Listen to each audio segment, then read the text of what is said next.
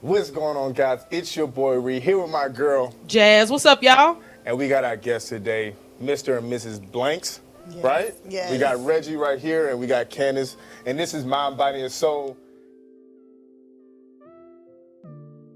Let's get into it. We got Let's go. Reggie, Candace. How we doing today? Doing great. Doing good. Good. Hey, we don't forget. We got to get the judge. We got the judge in the back. Got to get the judge in the back. Like, subscribe, and comment. And don't forget our boy D. He in the background. He on ones and twos in the back. So let's get into it. Let's go. How we doing? Oh, great. Doing great. good. There How we y'all go. doing? Thanks for coming on today. It really means a lot. So we just gonna get right into it. Y'all married? How long y'all been married for? I'm gonna let him answer that. See, that's the problem. Trying to throw me under the bus. I see what Real you trying to quick. do there, huh? Yeah. 13 years. Okay. All right, cool. Yes, Oh, he God. got it right. Nobody gonna sleep on the couch tonight. No, I hope no not. no sleeping on the couch. No Don't sleeping on mess the up no couch. marriages, man. Hey, for she real. was saying, ask him. Well, we got to see, make sure he Yeah, knows hey, it. trust me, I'm the Good worst job, at. babe. I think Good men job. are the worst at Thank keeping you, up with thank stuff you. like that, right? You think so? Or are you pretty good with it? Like He keeping pretty up You with just good. proved it. He pretty good because he's very what is that, detailed. So he Okay. wants to go out, and Yeah. do it big. Cool, So cool. he's really Like good. that. So we're just gonna kind of get into a lot of things, a little bit of the things y'all do. I know y'all have a business strategist, business that y'all have. Y'all are ministers, and we're finding out you write plays and books. We got a whole Renaissance couple right here, y'all. So let's just start with let's start with marriage, because a lot of people need to hear how to be in a successful marriage, successful relationships or whatnot. So just kind of give us a few things of how how should you run a marriage? Like how should you talk to each other? How should you communicate? To have a long lasting relationship. You sound like it's a business. Run a marriage. It's almost a business when you come to marriage. It's almost. You want me to go first, babe? Let her go first. Okay, I can be long-winded. We'll let you know. Well, basically, first, 13 years in, just a little bit about us. We have a blended family. We have a 20-year-old, 18-year-old, 17-year-old, and a 16-year-old.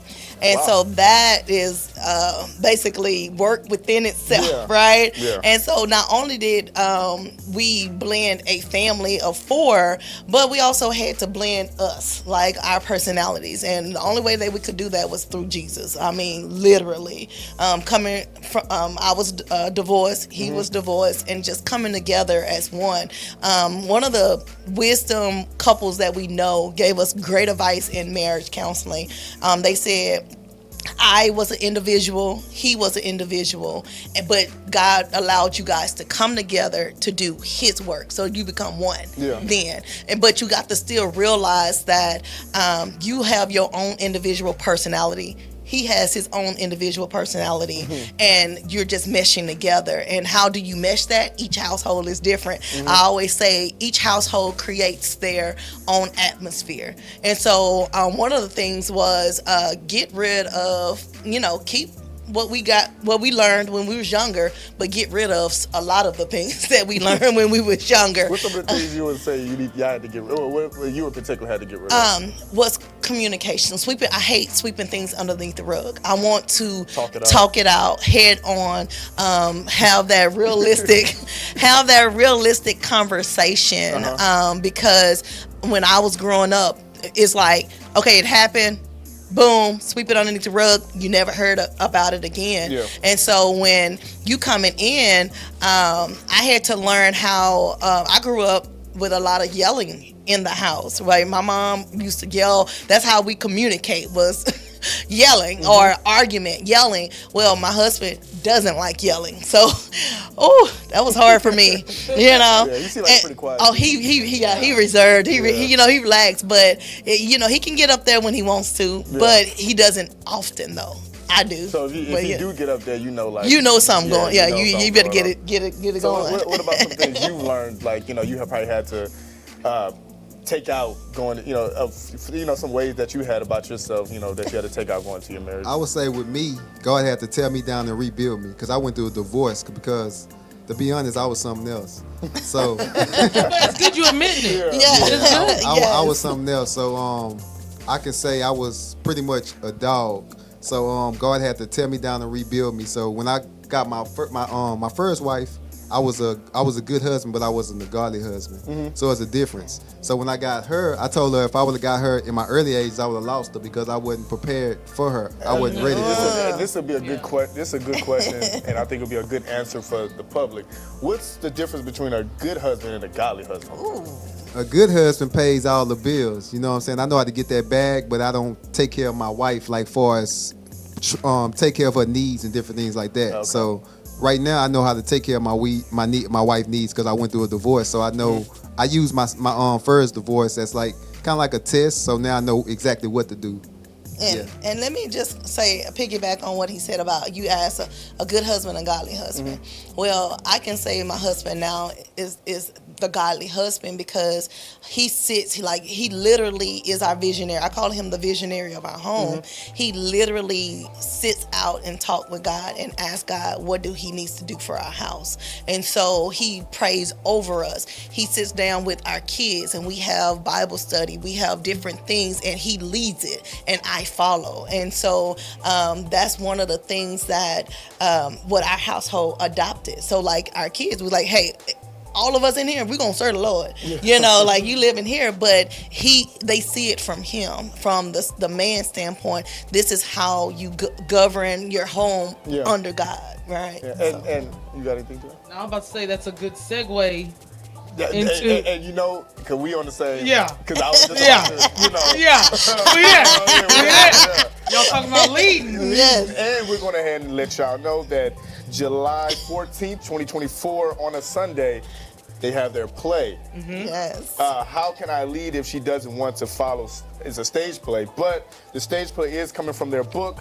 The same thing. How can I lead if she doesn't want to follow? So let's kind of get into that. Let's get into the book first, and then we can get into the play. Because I am, guys, one of the stars. I'm just playing. I'm not one of them. He's trying to manifest it. I'm manifesting being on their next play. Okay, Yes. their next project. But all right, let's get into the book and let's talk about that. So like I said, I went through a divorce where I lost everything. You see, people go to church, but in my first marriage, I wasn't saved. But when I went through my divorce, that's when I truly found who God was. So God had to tear me down to rebuild me. So that's how the book pretty much came about. Like I said, I was a good husband, but I wasn't a godly husband. Now I go to God for everything. So if I need direction, I got to go to Him to get the play. So I go to Him to get anything that I need right now. So I would say, also I just want to share our testimony with me and my wife. Yeah. I just want to say that, like in my first marriage, like I said, I wasn't a good husband. I wasn't a godly husband. I was a good husband because I paid all the bills. But it's totally different. And I would also say that, That's okay. That's okay. Keep going. You Keep going. good. Keep You going. got it. You good. You Keep good. going. Trust me, you do it. I do it all the time. Yeah. Keep going. Good. I lost my train of thought. No, you good. You good. We good, Daisy? Okay. Yeah, she just cuts. Yeah, you good. You was gonna explain the book, The book. the testimony in the book. Just say it. I want to make sure it makes sense. I'll help you. Be like, that's not true. No. You're wrong. So what happened at all? Y'all ready? Yeah, we good. Yeah. Okay. You ready? Okay. So like I said, I went through my divorce where I lost everything, and through my divorce, I really I got a relationship with God. So I started chasing God with everything. So when I got my second wife, I was prepared to lead her. And just in that, we know how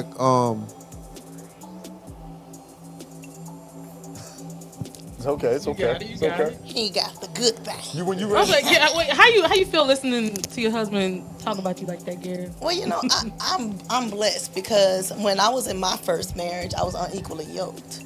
And so a lot of times people don't realize, you know, what they have until it's gone.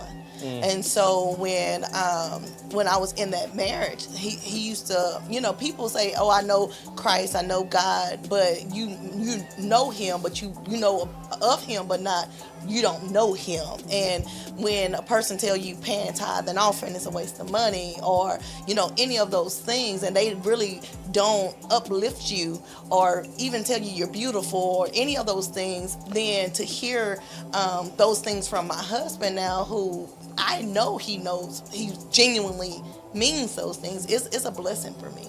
You know, it's totally, I mean, come on now. It's a blessing because, you know, I'm, like I always tell him, I'm so proud of him because when I did meet him, you know, we want to tell that testimony.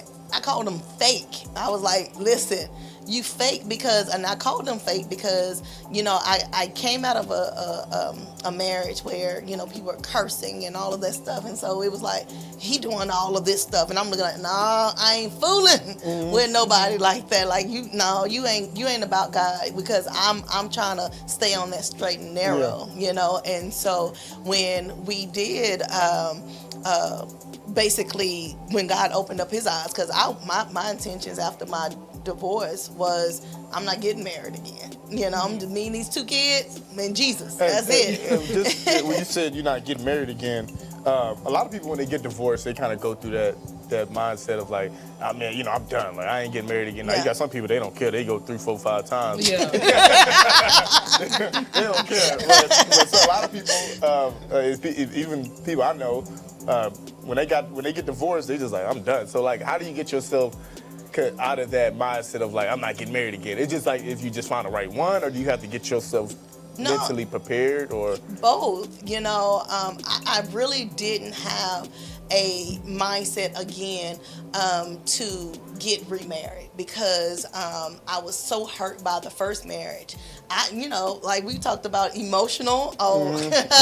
You know, we birthday twins, so you know, it's like, hey. So I was very emotional. I was like, because I love hard, and so when you love hard, it's kind of like, oh, this is how you treat me. And so saying that is, I tell people all the time, especially young women, watch your words that you say to yourself, vows. Watch the vows, because this is what I told myself. After that first one, I'm like, listen, I'm not cooking, I'm not cleaning, I'm not doing none of that. And she didn't. I didn't. Sitting on business. I didn't. Yes, because I made a vow to myself, and that's why I tell women, stop making vows to yourself, because you're going to try your hardest to keep it.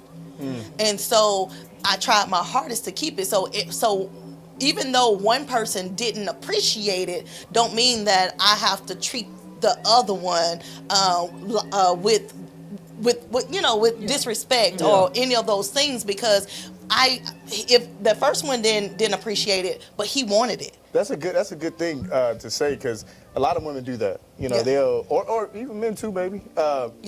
You know, mistreat somebody else. They'll mistreat somebody else because they got treated poorly in their past relationship, or I'm not doing this, I'm not doing that. But you, like what they say, it's a quote that they say, one's trash is another person's blessing. Treasure. Your treasure is You trying to call me trash? No.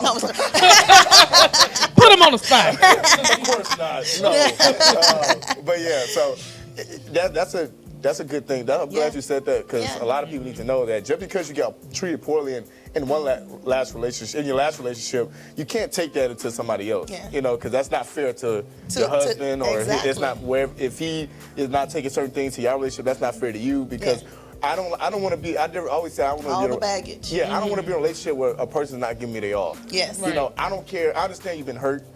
We have to get over that. We have to. You know, it takes time. We're all human, but don't come in a relationship not giving me your all. Don't give me the bits and pieces of what a person, you know, okay, well I didn't take all their spirit or all their love, so I'll just let them have. No, I don't want that, because I didn't work my tail off to get to a place that I'm happy, that I can take care of a woman or whatever. You know, and you're gonna give me crap. You know, so I'm glad you said that. So that kind of answers your question. I had to change mentally and physically, because I had to go to God. I think we talked a little bit earlier about unforgiveness. I held a lot of unforgiveness, and in holding all the unforgiveness and the hatred and all of those different things, I'm like, I grew bitter. I literally grew bitter, and I just said, okay, Lord, you know, come take me. You said, be ye transformed by the renewing of my mind. Don't let the devil take my mind. I need to change my mindset so that I can be the wife that he needs. Because right now, I'm not being that. but it took a while. We've been married 13 years. Mm-hmm. I think out of the 13 years, just to be honest with you, it took about 10 for me to get there. See, So when y'all got together, it wasn't like you were all, I wouldn't say already healed, but No. you went through that healing process together. I think we did it together because he went through we literally he went through a divorce and I went through divorce almost around the same time. So Wow. we were both healing At the same together time, yeah. and we both were healing through ministry. So maybe he can talk more about that. Talk more about that. You just put me on the spot. Well, I'm just saying, baby, because you always talk about that, how we heal through our ministry. So I just wanted to let them know. Yeah, so I would say just healing through our ministry. We did a lot of ministry work together. So I mean, with us, we probably would have with us healing. I think if we wasn't going through the ministry work, we probably would have failed and probably went through another divorce because we Yeah. were still in the process of healing. No, seriously. I love how real y'all being, because you, yeah, and he too. and I said this before, like, not a lot of marriages or a lot of couples when they get married. Usually back in the day, yeah, especially like you was in the church and you was in that community of that church. You had to talk to your pastor, or you had like you went to a marriage counselor Yeah. before y'all actually went through the wedding and got married, because they wanted to make sure they wanted the marriage to last, and they wanted to make sure y'all was compatible, or fix little minor things or whatever that it wouldn't carry on into the marriage. But like in this I day. mean, we did.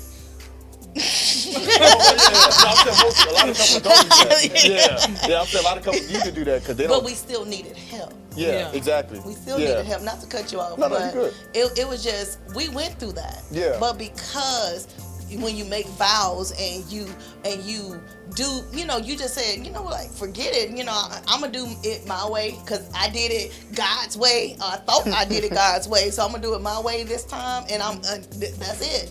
And because he had his little idiocracies about himself, I had mine. And we were just bumping heads, because he headstrong, I'm headstrong. But then, that's where, where you were saying earlier about running the house is not so much of running the house. It's more of where are we in our atmosphere in our home? Where's your role? Where's my role? Yeah. Where's our role together? What's the children's role? What's going on? Because them kids, they'll sit here and play you. I heard. I heard they'll play you. Yeah, especially, you got outside influences, Yeah. the other parents and stuff. So, that's something that we had to deal with, that blended family kind of moment where, you ain't my mama. Oh, today I am. Like that is kind of, you're not my daddy, because like our daughter, I had to trust God through him because I had to leave my daughter with him when she was 2, so I had to trust that, he wasn't going to hurt her or do anything, out of context with her, right? And so God had to give me that assurance, and loving him and all of those different things, because my daughter, she was a mama. She still is a mama's girl. So she used to bite him, he like that's mama, right? But that's the experience we had because we was in each other's lives. The kids' lives so young. Our kids were 8, 6, 3, and 2 when we got together, and so we had to really do a lot of praying, a lot of coming together. What works? Jesus moments. Coming to Jesus moments. What works for our house don't work for somebody That's else's. true. And so we had to really be real with ourselves and what place are we at now? So y'all hear that? Whatever works in your house may not work in somebody else's house. So Yeah. stop taking other people's relationships Ooh, and come on. putting it into your relationship, and you wonder why things ain't evening up because it just ain't working. Because y'all got like you said, you got your personality and the way y'all run Yeah. things. Other people got the way, things that they run things. They got different personalities. So Can I piggyback? yes, ma'am, you can. Keep your parents, your sister, your brother, your friends out your business. Everybody, but God. Yes, take it to someone that you trust, Yes. that won't spread your business everywhere. Because the moment you sit here and talk about your husband to somebody that don't like you or maybe want your husband or your wife, then that's when everything hits the fan. And that's one of the things, like my husband with that book. I love his book. Now, men, this book, How Can I Lead If She Doesn't Want to Follow, don't mean that you control a woman. Yes. That's Yeah. the difference. A lot of times people say, well, God says I'm the man, I'm the head. But if you were submissive to God, it's easy for us women to submit to the husband. Say it again. Yeah. If you, the husband, is submissive to God, it's easier for us women to submit to you. Yes. And if you were thank you, D. Got D clapping in the background. Back off of you. Yes, go And ahead. if a man is submitting to God and you're doing everything you're supposed to do, if she's not submitting to you, she just ain't the one, bro. Am I right? Am I right or wrong? Wrong and right. Oh, Okay, I'll take it. Wrong and right. answer. And, yeah, no, and the reason why I say that is because He said get a divorce he already. said, I know divorce is not an option because Well, you. no, not the marriage. No, this is Okay, what- so you got to make that clear because you got to make that clear because I'm like, wait a minute. This is if you're not married. Because, Say it again. Let's say this. Okay. Let me redirect it. Okay, all right. Okay. Because you would know beforehand. Wait, hold on, I'm sorry. You would know Take that all the way beforehand if she not, if you're doing everything right? If you're submitting to God, you gotta find you financially set and everything. Everything is good. You're being the man you're supposed to be. Yes. Right. Okay. Before you get married. Before you get Let's- married, that emphasis- yes. before you get married, Before you get if a married. woman comes along and she's not fitting in that mold, she's not part of the Aligning with you and God's plan. Exactly, kick it to the curb. That's what I said. That's his words, Before- not ours. Before marriage. Right, 'cause Before marriage. Yeah. Don't wait till you get married and Yes. you can see any signs and then you're like, now it's divorce. Those are called the red flags. Yeah, Just red be flags. equally yoked with your Yes, spouse, yes. and that means. And I was just talking with a young lady today about equally yoked. A lot of times people say, "Oh, that's my soulmate." Do you really know what that means? You Girl, you know. don't know nothing. And so, Say that with your chest, ain't you? No, no. because at the end of the day, when a man findeth a wife, he findeth a good thing and obtains favor from the Lord. So if you found him, y'all out of order already. And so that's the thing where that's Hold the. on. Say that again. I'm sorry. It says when a man findeth a wife, he findeth a good thing and obtains favor from the Lord. If you found him as a woman, you out of order already. Dang. And so, So I need to stop them trying to slide in my DMs. Huh? yeah, He should be doing the slide. He you shouldn't should be answer. doing the slide. Yeah. So you say he shouldn't answer. Okay, Yeah. Don't- listen to this. I'm sorry. Hey, I agree with another that. PSA? I agree with that. A man Okay. should pursue a woman. That's the Yes. natural order of things. Yes. But, girl, don't be acting stuck up, all right? Yeah. If I'm trying to holler at you, don't be acting all like, oh, man. Man. You talking to somebody specific, I'm ain't just you? saying, because a man, I don't like when a man goes out and he puts himself on the line and tries to pursue women and be a gentleman about it, and then women, they act all stuck up or they give him a hard time, because it takes a lot for a man to do that. Well, that's because that woman either got self-esteem issues or they got a list. They trying to abide by those vows, right? Yeah. And so that's what's wrong with women these days is that they trying to live up to some type of standard and they don't even know who they are today. They lost their That's identity. true. And That's so true. you talking about they don't want to be stuck up. They just don't want to be broke, or they just don't want to, or they just I want ain't blame some, on that one.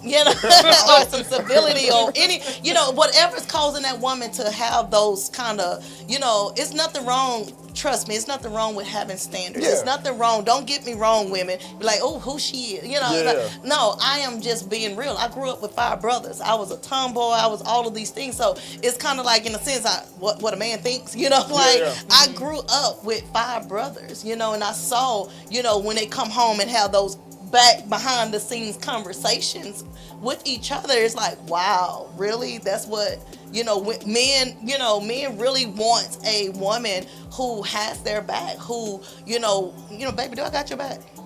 Because I want to make that quick. I'm trying to sleep on the couch tonight. Go I'm ahead. trying to sleep on the couch tonight. No, you ain't trying to. He's talking about, I'm not trying to sleep on the couch tonight. I don't blame you, bro. No, for real. Like literally, that's why me and my husband, we gel so well because, after detoxing from those years of being hurt and all of those different things, I had to make sure that I was in alignment with God's will and for his vision for our house.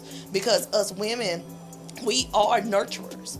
But we also, when we get married, we have to be healthy in within us because Yeah. we carrying our husband's visions. We're birthing his vision. So he gives us his vision. When that time comes, we're impregnated all this time, but when the right time comes, we have to give birth to whatever our husband's visions are. And so that's why you have to be equally yoked And so if they bougie, that means what you say earlier, you got to run, leave them, because that's not the one for you. Telling you. So go find the one that God has for you, and you don't have to worry about her being bougie when you get married. And be specific, and when you manifesting the woman of your dreams, and women, when you manifesting the man of your dreams, be very, very specific. Don't be delusional, but be specific. Be specific. Yeah. But okay, we're under 5 minutes. Okay, so we're gonna do a part 2 because we want to get into the business strategy, the strategist part. But before we leave, and we talked about marriage and relationships, we need a poem from one of y'all or both of y'all. Oh, okay. We got a special poem Like for y'all. that. Let's get it. Well, y'all ready? And it's called 3. I'm gonna let my husband tell you about it. I'm trying to go into the point. Yeah, but I thought he was gonna go to the structure. It's God, husband, and wife. Okay. So we want to make sure that people know that. Gotcha. So when the man findeth a wife, he findeth a good thing and attains favor from the Lord. This poem is called 3. You're the apple of my eye. It's no surprise we're meant to be. We're 3. You're the apple of my eyes. It's no surprise we're meant to be. We are 3. You're the apple of our eyes. It's no surprise we're meant to be. We are 3. 3 represent me, my wife, and God, because God is the third core that holds our marriage together. Through all the stormy weather, whether rich, sick, or poor, girl, I will never leave you. It was prophesied that I need you. In Jesus, I believe you. A man that findeth a wife, findeth a good thing, and attains favor from the Lord. So, Lord, I'm trusting you to step in when times get hard. They say a man that findeth a wife, findeth a good thing, and attains favor from the Lord. So, Lord, I'm trusting you to step in when times get hard. Baby, no worries. I will be your Proverbs 31 woman. In the bedroom, you would lack nothing, and all your godly fantasies will be fulfilled. And if you're hungry, baby, I'll cook you a 3-course meal. God is all up in this marriage institution, and without God in our marriage, we're losing. Baby, if you need a couple dishes washed, no problem. Baby, if you have any problems on your job, we can go to God and he'll solve them. Baby, if you need your back rub, I'll step up to the plate. Baby, if you have any doubt about anything, I pray to God he increase your faith. I will continue to be that knight in shining armor, here to build you up to make you stronger. I will be here to make you feel secure and safe. No woman on God's great earth can ever take your place. I will continue to lead our family to the promised land. I will do all I can to water you with the word so you can grow. I just want you to know, you fit me to the T. We're meant to be. We're 3. Yes, we are 3, and we have 3 stages in our marriage. That's leaving, cleaving, and becoming one. I become one with you, you become one with me, and we become one with the Father. Yes, you are my knight in shining armor. And yes, when a man findeth a wife, he findeth a good thing and obtains favor from the Lord. So you and I are meant to be, and without each other, we can't complete our destiny.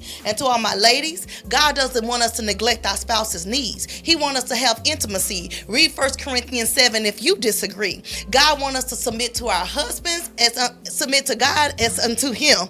Read Colossians 3:18. Yes, baby, you're the apple of my eyes. It's no surprise we are meant to be. We are 3. And to all married couples, without God in your marriage is just existing without a purpose, without true guidance. So your ears hear complete silence. No one to lead the way. So you devour like prey and go astray. So pray that you're in God's will, so your marriage can be filled with his promises. Without faith, it's impossible to please him. You must come to the conclusion that you need him. You're the apple of his eyes. It's no surprise y'all are meant to be. Y'all are 3. God bless you. Oh, man.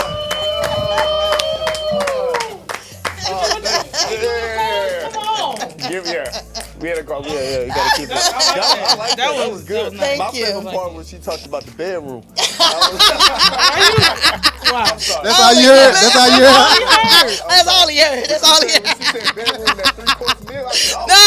Look, can we zoom in on when they should get to that part to see Reed face? Because I'm sure it was like this.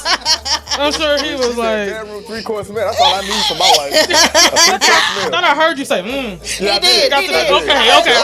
I was about to say, I was like, oh, Lord. I was like, I thought he oh. was growling. That's Oh, my God. That's all I need.